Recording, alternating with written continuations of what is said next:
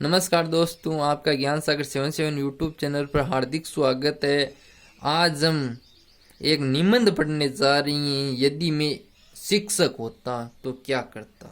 तो इस पे निबंध लिखना है। यह कक्षा 6 से लेकर 10 तक के लिए परीक्षाओं में आने के लिए बहुत ही महत्वपूर्ण है, इसलिए इसे निबंध को आपके लिए लिखा गया है। तो शुरुआत करते हैं। हर युग में शिक्षा का महत्व रहा है, चाहे वो आदि काल हो, भक्ति काल हो, पौराणिक काल, जो भी काल हो, शिक्षा हमेशा से चली आ रही है। उसका बहुत महत्व है।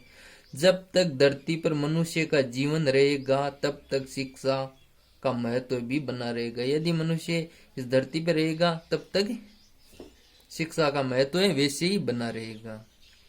इसमें तनिक सा भी संदेह नहीं है, इस पे कोई आपको डाउट नहीं है कि शिक्षा कभी खत्म होगी या शिक्षा बंद कर दी जाएगी। शिक्षा हमेशा हमेशा के लिए चालू ही रहने वाली है।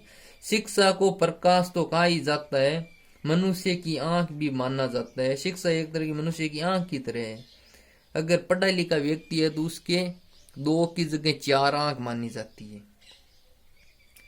शिक्षा देने वाले व्यक्ति को शिक्षक कहा जाता है। शिक्षक, गुरु, अध्यापक, बहुत नाम है।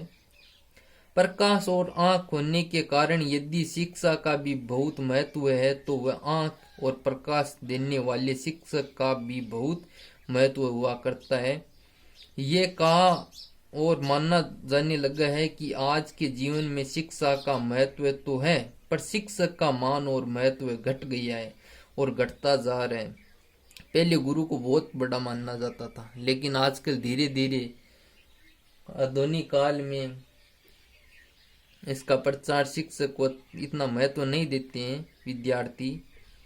पहले गुरु जो मांगता अपने शिष्य से वह उसको दे देता। आजकल ऐसा नहीं रहा है। धीरे धीरे गुरु व शिष्य का आदर सत्कार घटता जा रहा है। इसके लिए जहां आज की शिक्षा पद्धति समाज की आदर्श संहिता आदि को दोषी माना जाता है, वहां अंक भी अधिक पा लेता है।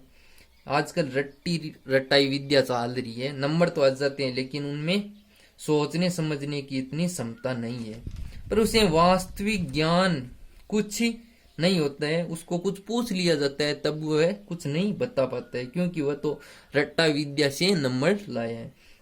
इस प्रकार स्पष्ट है कि आज की हमारी परीक्षा प्रणाली भी दोषपूर्ण है। बच्चों को बता दिया जाता है कि ये प्रश्न आएंगे तो वह रट के जाते हैं और जैसे के जैसे ही लिख के आ जाते हैं और नंबर आ जाते हैं। इसलिए स्पष्ट परीक्षा प्रणाली को भी दोषपूर्ण माना जाता है। जो विद्यार्थी की वास्तविक योग्यता की जांच नहीं कर पाती है, इस कारण यदि मैं शिक्षक होता तो इस बेकार हो चुकी शिक्षा प्रणाली के साथ साथ परीक्षा प्रणाली को बदलवाने की भी कोशिश करता। यदि मैं शिक्षक होता तो ये सब नहीं होने देता।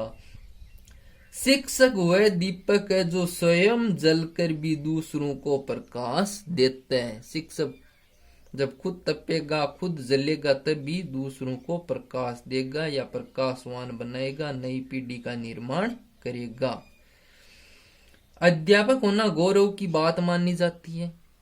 अध्यापक का एकमात्र कर्तव्य छात्रों को विद्वान बनाना है ताकि वे देश के विकास में सहयोग दे सकें। अगर वह पढ़े लिखे होंगे, शिक्षक द्वारा अच्छे पढ़ाएंगे, तभी देश का आगे जाके निर्माण कर पाएंगे।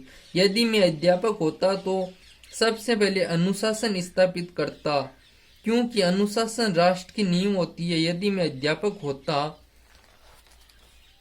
तो छात्रों को विद्वान बनाने और उनका चरित्र निर्माण करने के लिए मैं दिन रात परिश्रम करता। यदि शिक्षक परिश्रम करेगा तभी बच्चे करेंगे। शिक्षक अगर निठल्ला बैठ जाएगा तो बच्चे भी निठल्ले ही बैठे रहेंगे और कुछ नहीं सीखेंगे। छात्रों को शिक्षित करने के लिए अध्यापकों को स्वयं अध्ययन करना आवश्यक है। यदि शिक्षक स्वयं अध्ययन करके नहीं आएगा तो पढ़ाते समय बहुत दिक्कतें पैदा होगी। यदि मैं अध्यापक होता तो नियमित रूप से अध्ययन करता ताकि छात्रों के सभी प्रश्नों के उत्तर देने में मुझे कठिनाई नहीं होती। मैं अपने छात्रों को नियमित रूप से नैतिक शिक्षा देता, उन्हें प्रेरणादायक साहित्य पढ़ने के लिए प्रेरित करता, ताकि आदर्श व्यक्ति के रूप में वे समाज में सम्मान प्राप्त कर सकें। मैं यदि अध्यापक होता तो छात्रों की पढ़ाई के अतिरिक्त उनके चरित्र निर्माण पर विशेष ध्यान देता। मैं अपने छात्रों को इस सत्य से अवगत कराने का यथासंभव प्रयत्न करता कि कठोर परिश्रम से शिक्षा प्राप्त होती है। यदि आप कठोर परिश्रम नहीं करोगे तो शिक्षा से वंचित रह जाओगे। आपका कठोर परिश्रम ही आपको सफल नागरिक बना सकता है, और इसके लिए अनुशासन आवश्यक है। अनुशासन नहीं होगा तो आप कुछ नहीं कर सकते। मैं अपने छात्रों को उत्तीर्ण होने के लिए गाइड पुस्तकों पर निर्भर नहीं रहने देता। आजकल गाइडें आती है कि 7 दिन में पढ़ो और परीक्षा दे दो, आप पास हो जाओगे। वह कुछ नहीं मैं होने देता।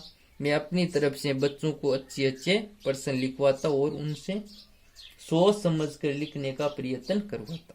मैं उन्हें विषय को रटने की सलाह न देकर विषय से संबंधित समस्त जानकारी इस प्रकार देता ताकि वह उनके मन मस्तिष्क में स्थायी रूप से बैठ जाती। अपनी कक्षा के छात्रों के साथ मैं मित्रतापूर्ण व्यवहार स्थापित करता।